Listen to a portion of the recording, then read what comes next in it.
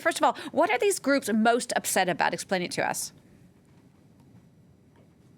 Well, it's a very, very long time since we heard threats of violence by a mainstream paramilitary organization in Northern Ireland. I think that has to be said, because this is what it is. Loyalist armed groups in Northern Ireland have long favored plain talking. If they withdraw support from the peace agreement, there is a void left. And in the context of Northern Ireland, there is always a road to chaos and destruction, which is one word they use in their statement that was sent to both the British and Irish prime ministers. So they are not happy with the border in the Irish Sea, which was agreed by the British government and the EU over a year ago as part of the Northern Ireland Protocol, part of the Brexit agreement.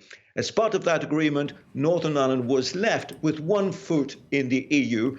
It was left in the EU single market for goods. That means that every piece of good, particularly agri-food products that come from Great Britain into Northern Ireland, are considered to be foreign goods and have to be checked accordingly. It means that trade is slowed down significantly. It means that there are some producers in mainland Britain that now are ignoring the market of Northern Ireland. 1.7 million people, that's how many people live in Northern Ireland. And as a result of that, well, supermarkets, for example, in Northern Ireland do not have the same stock in many things. There are many products that have become unavailable. And Loyalists want Northern Ireland to be treated in the same way as Wales or Scotland.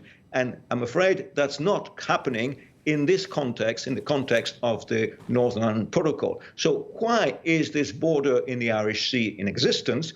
Why was it signed off by the Prime Minister, the British Prime Minister? Well, the alternative was going to be a hard border on the island of Ireland, which is, of course, the only country in the EU to have a land border with the UK is Ireland. And that would have attracted another threat to the peace process by Republicans, by people around the island of Ireland who want a united Ireland. And there's a lot of them. So the agreement basically, these negotiations on Brexit were left, to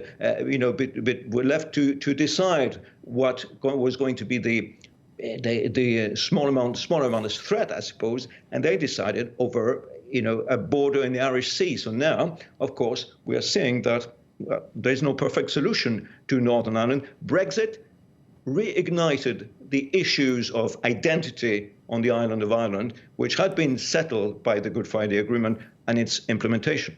It certainly did. And there's a lot of strong language on all sides. The Irish Minister of Foreign Affairs this morning said that the European Union is negotiating with a Brexit partner that they simply cannot trust, i.e. the UK. Absolutely. And these are indeed strong words. Simon Coveney, the Minister for Foreign Affairs in Ireland, is now calling for a more structured negotiating system with the UK, because they simply cannot trust any word that comes out of the Prime Minister's office. Particularly, I must say, since Lord Frost, who is the negotiator on Brexit from the UK, is now joined Downing Street and joined the team in Downing Street directly.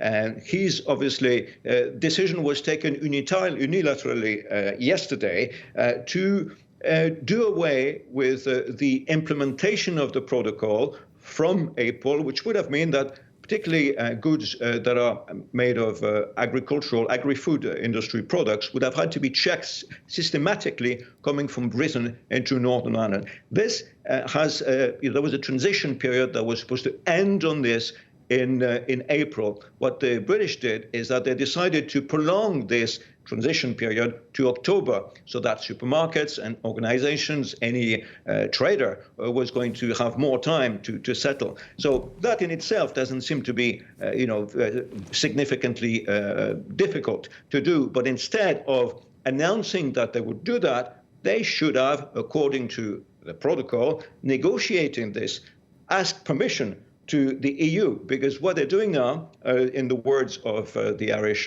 foreign minister, they are breaking an international treaty.